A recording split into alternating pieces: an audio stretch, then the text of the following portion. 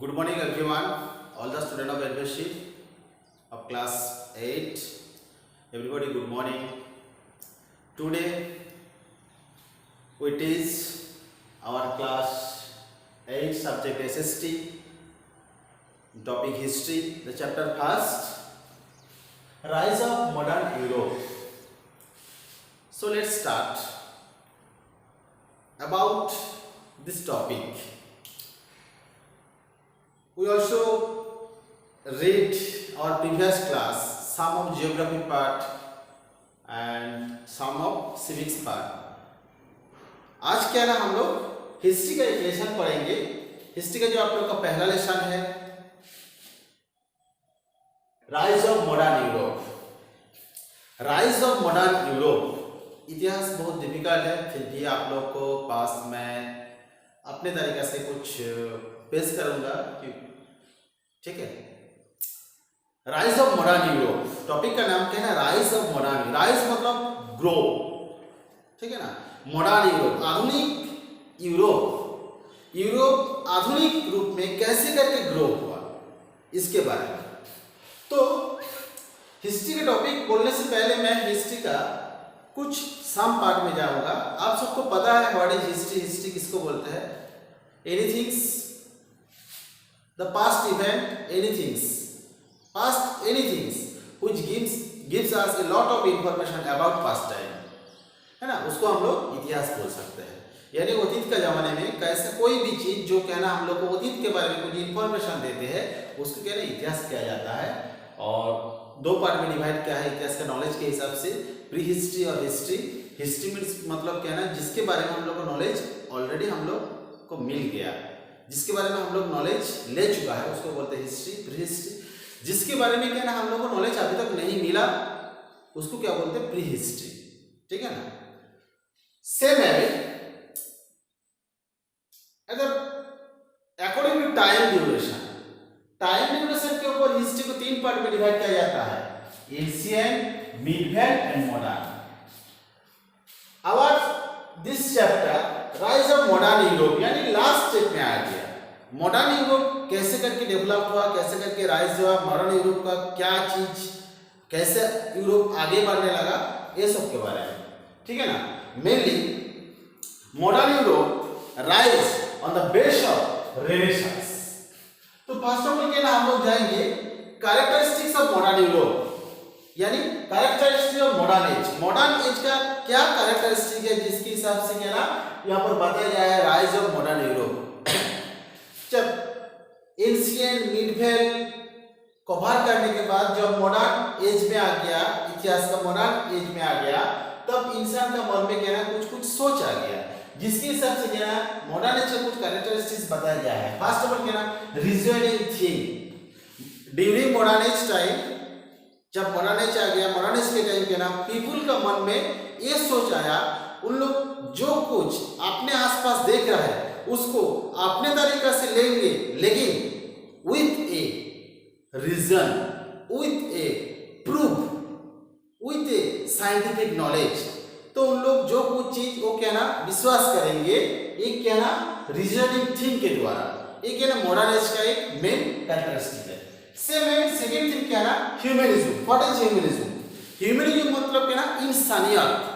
तो modern Europe में क्या होता है, ह्यूमनिज्म क्या ना विशाल पावर दिया गया है. यहाँ पर क्या ना ह्यूमनिज्म पावर को क्या ना कभी डाउन नहीं करना है. ह्यूमनिज्म मनुष्यवाद, मनुष्य समाज का एक सबसे बड़ा जीव है ना, इसको भी फोकस करना, ये इस टाइप का कैरेक्टरिस्टिक्स में आ रहा है. न्यू रिसर्च, इंसान का मन में सोच के ना नया कुछ करना, नया कुछ बनाना, नया नया रूप में देखना, है ना, आगे बढ़ाना. That is the rise of modern Europe, जो क्या ना मॉडर्न यूरोप को आगे बढ़ाने ले गया, है ना, डेवलप करने ले गया. इसी क्या ना इसका कैरेक्टरिस्टिक्स मेन तीन चीज आ गया, reasoning thing, humanism and new research. Next modern age develop के पीछे मेन जो कारण क्या है ना renaissance. What is renaissance? Renaissance क्या है? What is the meaning of renaissance? Renaissance एक प्रकार का एक वर्ड है. ठीक है ना. रेनेसांस क्या ना एक प्रकार का जर्मन वर्ड है, जिसका मतलब क्या है, जिसका मीनिंग क्या है? नव जागरण. तो रेनेसांस मीन्स क्या ना, नवजागरण। द वर्ड रेनेसांस मीन्स क्या ना, नवजागरण। It's refers to new scientific knowledge, new scientific research, to capture new route, to follow new invention, है ना, to follow new thing for the development in our society. Renaissance क्या है? Renaissance का मतलब क्या है ना, नवजागरण। इस सिचुएशन में क्या होता है, इंसान का मन में क्या है ना, रीजनिंग थिंकिंग आता है। उन लोग नया नया कुछ चीज बना सकते हैं, नया नया कुछ रूट बना सकते हैं, है ना, नया नया कुछ कम्युनिकेशन कर सकते हैं, नया नया कुछ इन्वेंशन कर सकता है, साइंटिफिक रिसर्च कर सकता है। इसको क्या बोलते हैं, रेनेसांस। इसके द्वारा क्या होता है ना, समाज आगे बढ़ने लगता है। ओके, इसका द्वारा क्या ना, समाज आगे बढ़ने लगता है। रेनेसांस के कारण क्या ना, समाज आगे बढ़ने लगता है। यूरोप के इतिहास में सबसे पहले रेनेसांस आया था, क्योंकि बिफोर 17th-16th सेंचुरी से पहले क्या ना, यूरोप में जब पहले सबसे पहले ट्रेड फ्लोरिस्ट हुआ था, उस टाइम क्या ना, वहाँ का लोगों का मन में क्या है ना, ये सोच आ गया था, जो खुद को कैपिटलिज्म करना है, खुद को इंपीरियलिज्म करना है, जिसके हिसाब से क्या ना, उन लोग सबसे ज्यादा बेस किया था किसके ऊपर ना, ट्रेड कॉमर्स के ऊपर। जिसके हिसाब से जब ट्रेड कॉमर्स को फ्लोरिश करना है, उस टाइम क्या जरूरी था ना, लार्ज ऑफ मार्केट, बहुत बड़ा मार्केट। और मार्केट ढूंढने के लिए उन लोग क्या ना, अपना कंट्री से क्या ना, बाहर तरफ क्या ना, रीच करने, बाहर तरफ जाने लगा। जिसके हिसाब से नया नया कुछ रूट बना, नया नया कुछ कंट्री बना, नया नया कुछ कंट्री का डिस्कवर हुआ, ये सब। ठीक है ना, तो हम लोग नेक्स्ट टाइम जाएंगे, ठीक है ना, जैसे नेक्स्ट टाइम हम लोग जाएंगे इन्वेंशन ऑफ न्यू रूट, इसमें आएंगे। तो रेनेसांस ऐसे करके शुरू हुआ था। अब देखो, रेनेसांस को आगे बढ़ाने के लिए कुछ कुछ रिफॉर्मेशन हुआ था, जैसे कि आप लोग का टॉपिक्स में क्या है, मूवमेंट ऑफ रिलीजियस रिफॉर्मेशन। तो रिलीजियस रिफॉर्मेशन क्या है, उस टाइम क्या ना, यूरोपियन बिफोर रेनेसांस, है ना, ऑलरेडी मैं आप लोग का इसका टॉपिक्स कंप्लीट कर दिया हूँ क्लास में, 3-4 क्लास लेके। बट क्या ना, मैं जो वीडियो दे रहा हूँ वो थोड़ा सा जिन लोग के ना एब्सेंट थे उन लोग को देखने के लिए। तो मूवमेंट ऑफ रिलीजियस रिफॉर्मेशन क्या है ना, रेनेसांस को आगे बढ़ाने के लिए क्या ना, कुछ कुछ रिफॉर्म है ना, लोगों के सामने क्या ना, कुछ नॉलेज दे रहा है। जैसे यूरोपियन मार्केट में, यूरोपियन कंट्री में सबसे पहले क्या ना, जो क्रिश्चियन मिशनरी चर्च है ना, उसी का पावर चल रहा था, उसी का राज चल रहा था। तो आप क्या ना, उनके पीछे क्या ना लोग पड़ गए। लेकिन अब लोगों का मन में क्या सोच आया, लोगों का मन में क्या सोच आया, लोगों का मन में क्या सोच आया, तो क्या ना, इसके कारण से क्या ना, उस टाइम कुछ फिलोसोफर जैसे करके नाम क्या है, जो मार्टिन लूथर है ना, वो क्या ना, रिलीजियस के विरुद्ध में क्या ना, कुछ प्रोटेस्टेंट किया था, यानी प्रतिवाद किया था, जिसके हिसाब से कुछ रिलीजियस रिफॉर्मेशन हुआ था। क्योंकि रिलीजियस जो इंस्टीट्यूशन है ना, वो अपने होशियारी दिखाने लगा, लोगों के पास क्या ना, अपने नॉलेज स्प्रेड करने लगा, और उसके हिसाब से क्या ना, उन लोगों से कुछ मुनाफा फायदा लूटने लगा। बट मार्टिन लूथर क्या ना, उसके विरुद्ध में क्या ना, प्रोटेस्ट किया था। इसीलिए मार्टिन लूथर का फॉलोअर्स को क्या बोलते हैं ना, प्रोटेस्टेंट बोलते हैं। मार्टिन लूथर क्या बोला था ना, यूरोपियन कंट्री में, सभी कंट्री में मार्टिन लूथर ये बोला था क्या ना, आप सब आदमी हो, आप सब लोग को क्या ना, पढ़ना आता है, बाइबल पढ़ना आता है, तो आप बाइबल खुद पढ़ो, बाइबल खुद पढ़ के उनमें से ज्ञान लो। कोई रिलीजियस लीडर को भरोसा करने के लिए जरूरी नहीं, और बोला था Martin Luther. Also Martin Luther क्या ना, जो रिलीजियस जो लीडर पोप है ना, उसके विरुद्ध में क्या ब्लेम किया था, है ना, उसका जो नॉलेज, उसका जो थिंकिंग, उसके विरुद्ध में क्या ना, प्रोटेस्ट किया था। ओके, मार्टिन लूथर ऐसे करके ना रिलीजियस रिफॉर्मेशन हुआ था। तो आप लोग का बुक में एक क्वेश्चन है, why Martin Luther followers known as Protestant. Actually during Renaissance के टाइम क्या हुआ था, मार्टिन लूथर क्या ना, लोगों के सामने खड़े होकर क्या ना, लोगों को कुछ दिशा दिखाया था। वो लोगों को ये बताया था कि कोई आपको क्या ना, धर्म चर्चा करने के लिए, आपको डेवलपमेंट करने के लिए कोई रिलीजियस इंस्टीट्यूशन के हाथ पकड़ने के लिए जरूरी नहीं, आपको खुद पढ़ना आता है, आप बाइबल पढ़ो, रिलीजियस का चर्चा करो, है ना। जैसे हम लोग क्या करते हैं, धर्म प्रचार करते हैं, ये अच्छा है, ये अच्छा है, उसके हिसाब से कहना हम लोग उस धर्म के रास्ता में जाते हैं। नहीं, आपके पास रिवोल्यूशन पावर है, आपके पास रीजनिंग पावर है, आप क्या करोगे, आप पढ़ो, किताब पढ़ो, ज्ञान लो, है ना। कोई इंस्टीट्यूशन, कोई धर्म गुरु, उनका बात आपको मानने के लिए जरूरी नहीं। ओके, नेक्स्ट क्या है, nationalism and rise of autocracy.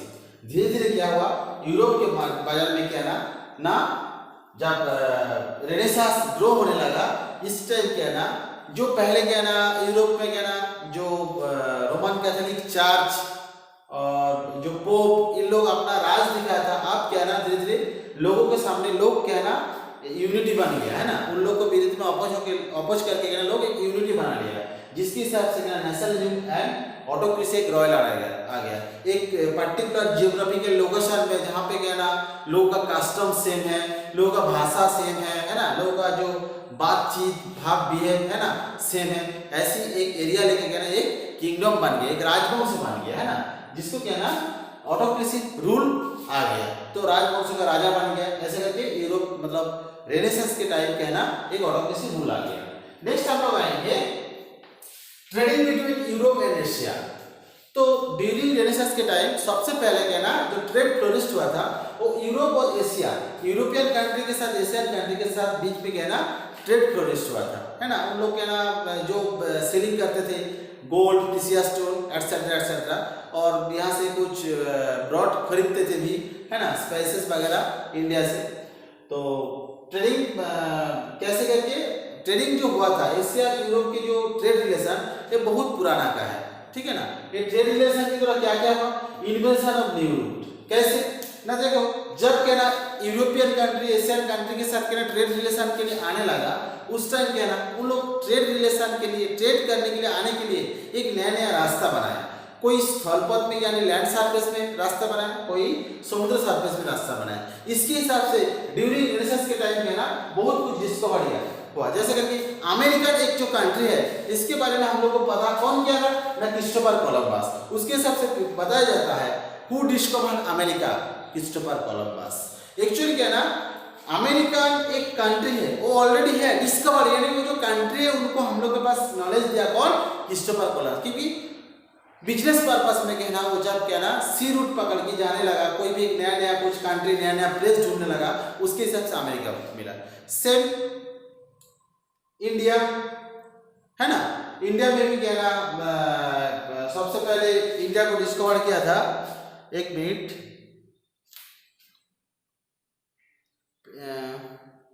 Vasco the gamma क्या है सबसे पहले इंडिया का कलिकोट बंदर में आ गया था। तो यूरोपियन जो नेविगेटर वास्को द गामा वो भी क्या इंडिया को डिस्कवर किया था। इन्वेंशन ऑफ न्यू रूट, नया नया कुछ रास्ता बन गया, सी रूट, है ना, लैंड सरफेस रूट, ऐसे बन गया। एस्टेब्लिशमेंट ऑफ ट्रेडिंग कंपनी, अब क्या हो ना कुछ कुछ ट्रेडिंग कंपनी बन गया, फॉरेनर कुछ ट्रेडिंग कंपनी, जैसे हम लोग हिस्टोरिकल बैकग्राउंड में जाएंगे तो इन इंडिया में क्या ना सबसे पहले बहुत सारे कंपनी, बहुत सारे फॉरेनर कंपनी, यूरोपियन जो कंट्री है ना, डच, पोर्तुगीज, फारसी और इंग्लैंड। सबसे पहले डच आया था इंडिया में, अपना कंपनी एस्टेब्लिश किया, उसके बाद पोर्तुगीज आया, उसके बाद फारसी आया, उसके बाद लास्ट में इंग्लैंड आया।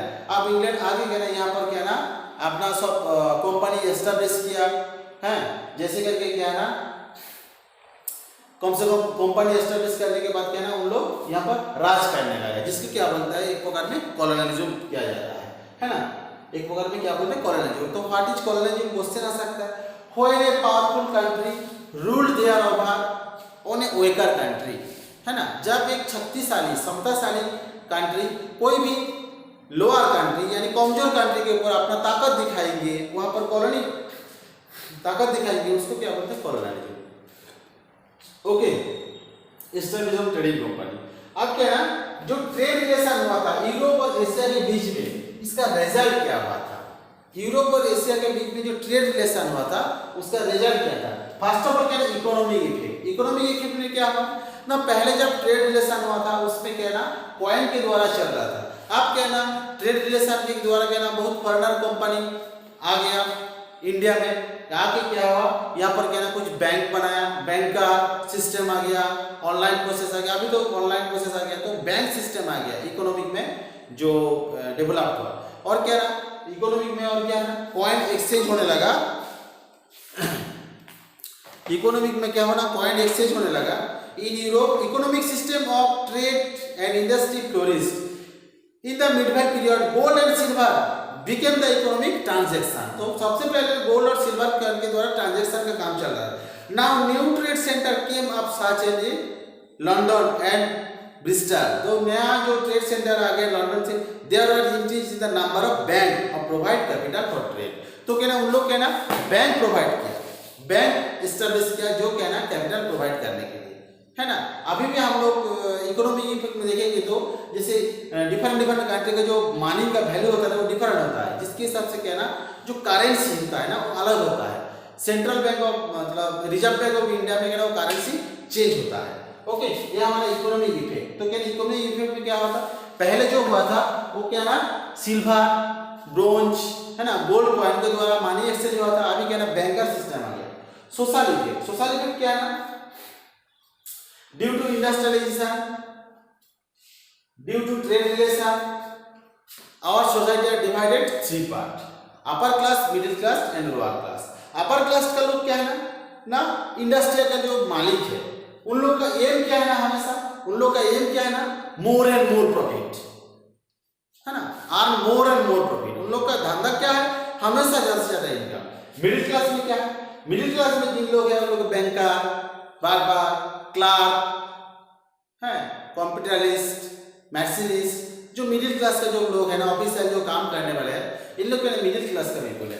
इन लोग का मन में क्या सोच है ना, नया नया कुछ इन्वेंशन करना है ना, कुछ डेवलप करना है, नया कुछ सोचना है, नया कुछ बनाना है, और उसके साथ क्या है ना समाज का जो ऑर्थोडॉक्स आइडिया है ना उसको रिमूव करना है। ऑर्थोडॉक्स आइडिया मीन्स क्या है ना, समाज का कुछ कुसंस्कार है ना उसको रिमूव करना है। और क्या ना पॉलिटिकल इफेक्ट, पॉलिटिकल इफेक्ट में क्या है ना ट्रेड रिलेशन के द्वारा क्या ना, जब कोई भी एक कंट्री आके दूसरा कंट्री में आके ट्रेड एस्टेब्लिश किया, वहाँ का पॉलिटिकल को अपना कब्जा में कर लिया। जैसे हम लोग बिफोर 200 ईयर्स जाएंगे तो मतलब बिफोर 100 ईयर्स लगभग जाएंगे तो क्या ना ब्रिटिश जो ईस्ट इंडिया कंपनी इंडिया में आया था, इंडिया में आके क्या किया था, अपना राज किया था, अपना कॉलोनी एस्टेब्लिश किया था, जिसके हिसाब से इंडिया को कहना कम से कम 200 ईयर्स तक कहना ब्रिटिश के कब्जा में रहना पड़ा। तो ऐसे करके क्या ना एक कंट्री दूसरे कंट्री और पॉलिटिकल इफेक्ट में आया। और क्या ना जब ये लोग डेवलप होने लगा, जिसके हिसाब से क्या ना उसके बाद first world war, second world war, ये सब होने लगा, ये सब पॉलिटिकल ट्रेड रिलेशन। सबसे मेन चीज है क्या ना industrial revolution, that means develop करने के लिए जो इंडस्ट्रियल रिवॉल्यूशन होना, ये दुनिया में सबसे एक प्रकार का डेवलप होने के लिए ठीक है, लेकिन एक खतरा बन गया। ओके, तो ओके गाइस, थैंक यू।